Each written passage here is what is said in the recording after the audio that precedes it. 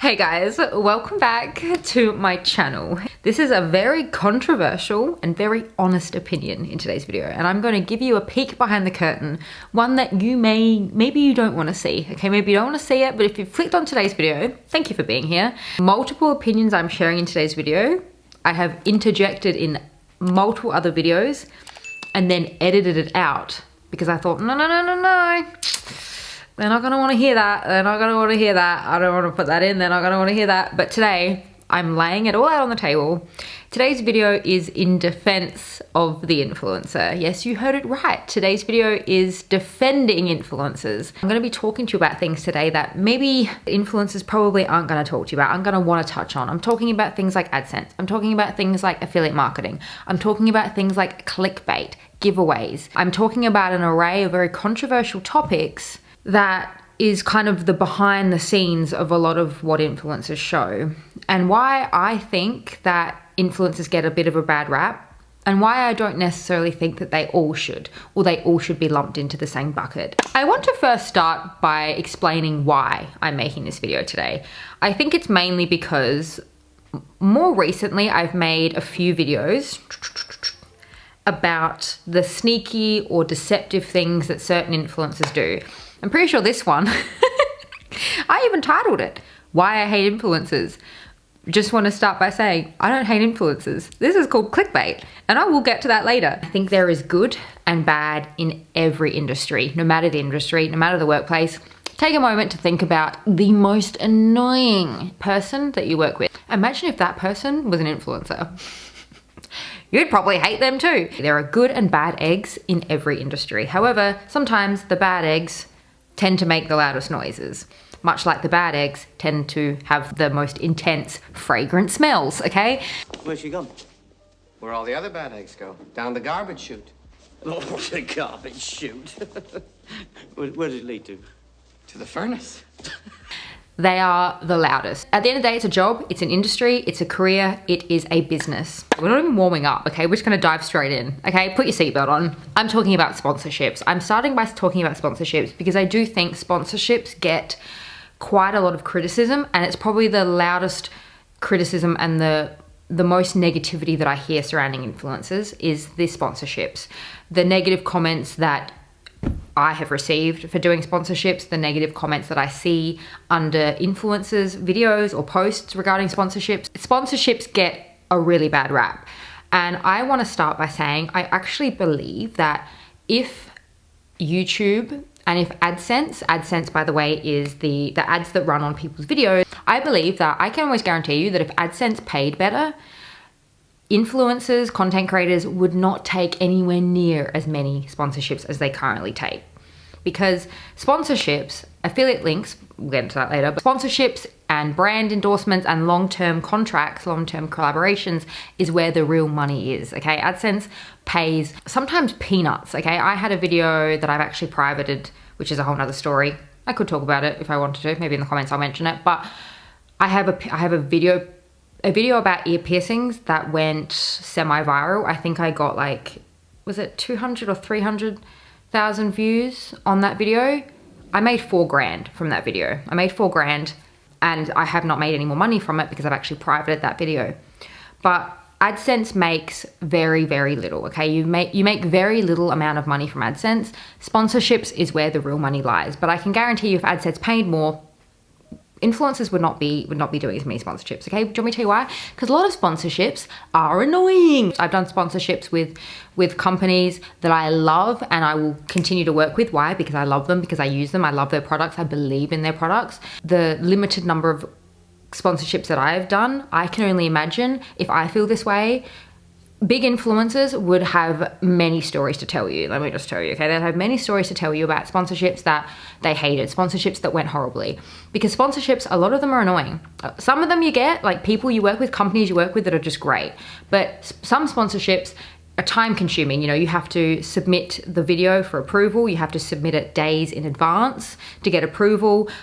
You then have to maybe make changes if the company doesn't like something you said, or they want you to add something. You then have to re-edit it. You then have to maybe refilm the video and then re-upload it, which takes hours to redo. They give you a script. If they don't give you a script, they give you talking points. That if you don't hit all those talking points, best believe you're making that video again, okay? They're not gonna be happy. You have to remake the video. I told you guys, I'm not leaving anything behind, okay? I'm leaving everything out on the table. Some sponsorships I've done, I have not seen payment for up to 90 to 120 days after I made the content, okay? Some companies, some contracts even say that they want a certain number of views. They want guaranteed certain number of views. And if you don't hit that view, if you don't hit that view count, you have to make another video for free. You don't even get paid. This could be a whole nother video in itself I could do, but it's why I'm very passionate about small influencers being taken for granted and being almost used by companies, because you would not believe how many companies I get on my small little scale that just want me to talk about a product for free. And a lot of small influencers accept product for free because it's free product. Everyone loves free stuff. But at the end of the day, it almost hurts the industry as a whole, because if you don't know your value, if you don't see your value, if you don't respect your value, companies will take advantage of you. Companies will take advantage of you and get their products promoted for free. And it does definitely hurt the industry as a whole. You may get so sick of hearing an influencer talk about a product, but for all you know, she maybe signed a contract that said she was either going to sell a certain amount or a guaranteed amount of views that she was going to make. Maybe she didn't hit either of those targets, and now she has to make videos for free until she reached that specific view count or amount that she sold. Some of you may be thinking, why did she sign the damn contract? What an idiot. She may have felt like she didn't have the confidence to negotiate. Sometimes you negotiate with contracts and the company walks away. They say, no, we don't want to work with you anymore. And at the end of the day, a lot of people who do this for full-time work, this is their living. This is what they make. This is how they make money. This is how they live. But being an entrepreneur, being a business owner is very stressful. You don't have that same financial security. So that's just one thing to think about. You may hear influencers talk about products incessantly. Maybe they've signed contracts that they wish they could go back on, or maybe they're just trying to make a living. So yeah, sponsorships, I don't necessarily have too much of an issue with. I think at the end of the day, influencers deserve to get paid. They need to get paid. I don't think anyone should be out here doing work for free. And a lot of the time, influencers do get taken on rides. You would not believe the amount of emails I get on a weekly basis that say, hey, I'll send you a free product. Can you do a dedicated video? Or even if not a dedicated video, can you mention it? Most recent one I've been seeing lately is, oh no, we don't want to pay you for a product. We would prefer to pay you on commission. So however many you sell, we'll then pay you a specific amount. There are a number of people who don't use affiliate links. So technically an influencer could be showing a product and people may think, oh my God, that looks like an amazing product. But then they may just pull out their phone and search the product themselves. They might not actually click the link. So even that, a lot of companies do take influencers on a roller coaster and on a bit of a ride. I just think it's the nature of the game. Sponsorships are a nature of the game. As I grow older, I've realized that not everyone has the same values as me, okay? Not everyone's gonna be against Shein, okay? Not everyone's gonna be against Temu, however you say it. But at the end of the day, if your values and morals align with someone else, you know, why not let them get their coin in that sense? For a lot of influencers, they genuinely sit down, they genuinely think about what they're wanting to promote. They genuinely try it, test it, decide if it's the right fit for them, because I think for a lot of them, it's not worth losing their audience. It's not worth losing that trust. Everyone take a sip of water for me. We're getting heated. I'm talking clickbait. Okay, let me readjust for this one. My foot's falling asleep. We're talking clickbait. Clickbait is a very, very touchy subject for a lot of viewers. I see comments, not a lot, but I do get comments from time to time telling me that maybe my titles were clickbaity, or what does this title have to do with this, or constructing the titles that I make. And I do see similar on big creators, on vloggers especially, feedback in regards to their titles. I've been probably watching YouTube for like 12, 13 years. I've also probably been consistently making content for probably close to like maybe what? I'd say 7, 8 years maybe. It's actually taught me quite a lot about human behavior and psychology. And I mean, I think we probably know this from gossip magazines, drama magazines, but people want drama. People want the drama. People want the negative. People are more drawn to things with high shock value. And one thing I've learned from making YouTube videos and being on YouTube for so long is the videos that perform the best are the ones with the shock. okay, the shocking title, maybe a bit negative, okay, maybe a bit sad, maybe a bit enticing, okay, maybe a bit clickbaity, maybe a bit drama inducing. I'm gonna have some examples here on screen, okay? I'm gonna have some examples probably of my own channel and a few other ones I've seen somewhat recently with kind of shocking titles. There was probably a less shocking way that a lot of these titles could have been written, okay? For example, this one here. I think it's I've got a secret, I've been keeping a secret from you, okay? This title literally could have read, I've written a book, it's called this. I can almost guarantee you that nowhere near as many people would have clicked on that, okay? Nowhere near as many people would have clicked on it. I clicked on it because I was like, ooh, what's the secret? I need to know. Human beings are like this. I am not immune from this, okay? Hours that go into researching a video, getting ready for a video, setting up the equipment for a video, filming the video, editing the video, uploading the video. The process it takes to make a video can take anywhere from like 6 to 7 hours, anywhere from like 20 hours. So that much effort to go into a video, you want as many eyes on it as possible. You want your message to reach as many people as possible, which is why a lot of people partake in these shock value, sometimes negative, sometimes shocking clickbaity titles, because the amount of effort that goes into it. If you've got a message that you want to spread, if you've got something important that you want to share, you want as many people to see it as possible. A lot of the time, the title is kind of irrelevant. A lot of the time, it doesn't matter, but also at the same time, it's really quite important for creators to get the title right, because sometimes, yes, the title can maybe be a little bit misleading. Sometimes it can be a little bit dramatized, but at the end of the day, for a lot of creators, they have a message in there. They have something important that they want to share, that they want to say. The only way to get that out is to provide a title that's either shocking or maybe a little bit negative or maybe a little bit intriguing in some way. And clickbait doesn't anger me and it doesn't frustrate me because I can see both sides of why clickbait is used. One thing I've realized, following on from my point about data doesn't lie, analytics don't lie, a lot of comments that I receive in regards to my kind of stepping away from luxury fashion and my desire to step into more of a conscious, more mindful consumer space. A lot of the comments I receive, I feel like I'm not alone on this journey. I feel like I have people who are feeling like they're in the same headspace as me, and it feels really good to feel like there are other people experiencing what I'm experiencing right now with kind of wanting to separate from luxury fashion and not be so obsessed and consumed. But funnily, when I look at my analytics, I'm ranked up against videos and channels that my audience, you guys, are watching. And right now, for instance, I literally checked it just before I started filming this video, and they were all like, oh, like my new bag, luxury haul, come shopping with me, my $40,000 luxury shopping spree, and just like so much of that kind of content. So I do think that sometimes there is a little bit of a disconnect. I do think that at the end of the day, those videos, that type of content, that clickbait, that shock value, that shock value of, oh my God, like how much is that? Oh my God, like $40,000. That hits with people, that lands with people. And that's why sometimes creators use titles like that. That's why creators continue to make hauls or continue to shop like that, because they are rewarded by the views. They are rewarded with views. They are rewarded with an audience. And I think it's been really interesting to see that insight into human behavior. There's one podcast that I do listen to quite a bit. I'm gonna have a link down below if you haven't seen it, if you haven't heard about it, but it's Erica Vera's podcast where she actually interviews a lot of really big influencers. So a lot of influencers that you probably know or probably even watch have been featured on her podcast. It's interesting to see and to watch her podcast. It really does humanize a lot of influencers, and you see maybe a different side to them that maybe you wouldn't have seen. You know, you see them talking about things and talking about more of the business side of things than you probably see on their channel. And you really get to see their struggles, you get to hear their struggles, but also hear things that maybe they wouldn't share on their channel.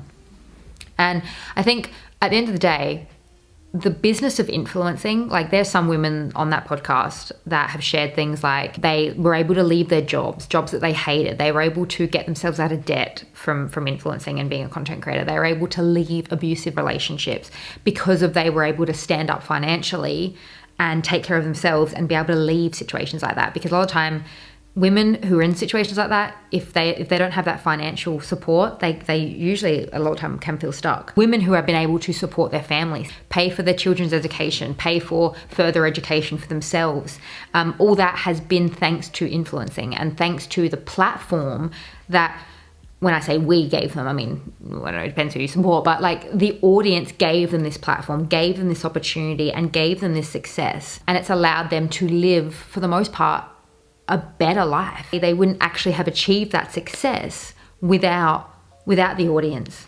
And I do sometimes think, you know, it's really, again, an interesting look into human behavior and psychology when, I'm not speaking for everyone, but there is almost this sometimes hatred that grows for influencers when they grow a certain number or when they get to a certain level of success. If anyone wants to leave their comments and their thought on this, please share them with me in the comments down below, because I'm so interested to hear what you think of this. But, you know, there is definitely this idea that we love influencers when they do it for fun, or when they do it as a hobby, or when they do it as a side business. But as soon as they grow to be able to financially support themselves and actually make a living of this and actually be incredibly successful, we almost kind of, not all of us, but there is sometimes situations where people can end up hating them, people can end up not liking them, people can end up not wanting to support them when they grow too big. Do influencers change? Do they change? Honestly, yeah, they probably do. Some people change for the better, some people change for the worst.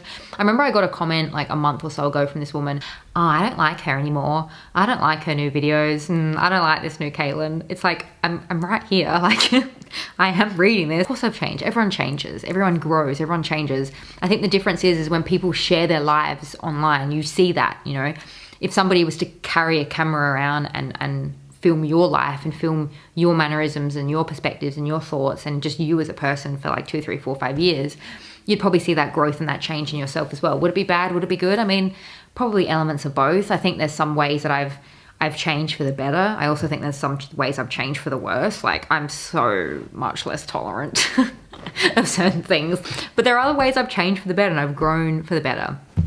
You know, people change. And with success, people can change as well. One example I'm going to give is Luxxe. She is someone who, she started her platform, basically the premise of Luxxe is mixing high and mixing low fashion together.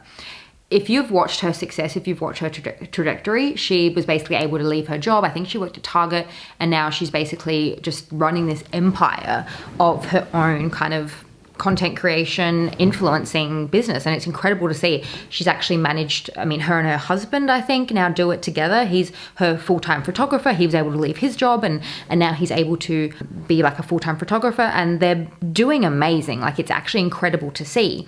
And one thing I've noticed is she is actually wearing more high luxury and more high fashion than she used to. She probably, I think, in the very, very early days, probably used to wear more low-end or more middle range clothing, whereas now a lot of her outfits are high end and very high luxury items. That's not me throwing shade, that's not me being nasty, that's the truth. I mean, when she started out and she was still working at Target, she probably didn't have the same income as she has now. I think she's doing incredibly well for herself now. So of course her clothing's going to change. There's going to be a lot about her that's going to change, and it's not necessarily a bad thing. You know, the more success people see, the more income they have, they may choose to spend their money in different ways, and there's actually nothing wrong with that. It's like we cannot keep people trapped in boxes. We cannot keep them trapped in cages. But she's blown up. She's created a very successful life for herself, and she's doing amazing for herself financially and probably in many aspects of her life. It's just what human beings do, with or without success. They grow and they change. A lot of influencers make very, very good money. Okay, very good money. We're talking like maybe $2,000-$3,000 for a photo, for an Instagram photo. The affiliates under videos, they make a lot of money from that. Sponsorships, long-term brand ambassador contracts that could, you know, go for a whole year or 2 years or 3 years. That is really stable, steady money that's coming in. That's a lot of money. Influencers, I think it's almost kind of underestimated how much influencers make and how much they can make. And that's not including things like collaborations with brands, products that they've come out with brands, but also maybe products that they choose to release on their own independently. You know, when you build up a library of videos, you still get money. You still get residual income from the videos that you did 2, 3, 4, 5 years ago. You know, the more views the videos get, the more money you get. You just continue to grow that AdSense. And at the end of the day, if that was your friend or if that was you, are you telling me that you wouldn't be happy for yourself or your friend if they grew a platform and they were able to make money in this way? Like, it's actually really incredible when you think about it that women are able to have an industry like this and almost have created an industry like this. If that was you, if that was your friend, if that was your sister, if that was your mom, are you telling me that you wouldn't be happy for them? Are you telling me that's something you wouldn't want for yourself? Whether you're someone now watching this who maybe just hates your job or maybe tolerate it, if someone came to you, if an opportunity came to you that allowed you to do something that you could do from home or from anywhere in the world, you got paid like 2, 3, 4, 5 times what you're getting paid now. It's fun. There's freedom involved. Are you telling me that you wouldn't want that for yourself? You wouldn't take that? I think that's pretty much all I had to wrap up today. God, I've talked about a lot, haven't I? I'm just going to read straight out what I wrote because to me it's just exactly how it is, I think. If they didn't have something new to show you, would you still watch? Would you continue to engage with the same photos or the same videos of the same people wearing the same outfits in the same house with nothing new to share or show? Evolution and growth is interesting and it's exciting and it's watchable. And a lot of people want something new. What else have I got? Oh yeah, giveaways. Giveaways. I think one other thing that I want to end on is a lot of people say, oh, like all these people have so much. Like, why don't they do giveaways? Why don't they give it to their audience? Why don't they give things away to their audience to show they're appreciative and they're grateful for their audience? I actually used to have this belief. I was like, why do these huge fashion channels with so much, like, why don't they do giveaways? Why don't they do giveaways more? Until I realized, like I said, I'm on both sides of the fence here. I see both sides of the curtain. I see both sides of the argument. I personally stopped doing giveaways. I used to do a few giveaways from time to time. I stopped doing them. And it's because I realized that giveaways are not the way to build relationship. It's like buying someone's love, isn't it? It's like, it doesn't work long term. You know, you want people to be with you, much like friendships, right? Much like family. You want people to be with you who share your same values, morals, who connect with on a certain level. You don't want to buy someone's love. You don't want to buy someone's viewership even. And one big reason why a lot of influencers don't do giveaways is because, yes, they grow their audience, but it's not authentic growth. You know, you may grow like thousands and thousands of subscribers by doing a giveaway. And you may think that's a good thing, but it's not really, because those people that come to you, they're only coming to you for the giveaway. A lot of them, a large percentage of those people are not sticking around to watch your content, to engage with your content. They don't actually like you as a person. They're only really sticking around for the giveaway. And that hurts your channel. That hurts your Instagram account or your YouTube channel. It's actually not benefiting your channel in any way. Wow, this is so casual now. I'm literally just like sipping my cup and my foot's gone dead. If you made it to this point, thank you so much for being here. Share with me your thoughts on today's video. Share with me your thoughts on the things that I brought up. And if you have anything else that's kind of eating at you that you're like, yeah, but like, what about this? Or why do they do this? Or why do they do that? I'm not necessarily saying I'm going to have an answer for that. I may be like, yeah, you're right. Like, it's pretty fucked up what they do. But if there's anything else that you can think of that I didn't touch on today that you would maybe like to hear my thoughts on, or an answer from me on, or maybe I can include it in another video, please share with me that in the comments down below if something's still eating at you that I haven't touched on. But yeah, I guess my hope for today's video is that maybe I've almost helped you see like a different side to influencers. I'd love to hear your thoughts in the comments down below. Please share with me your thoughts on influencers and on this video today. I'm gonna have another one linked to you right here. If you haven't had enough of me just yet, feel free to join me over there. Thank you so much for joining me in today's video. And hopefully, if I haven't scared you off with my 20-minute rant about in defense of influencers, I will see you in my next one. Bye.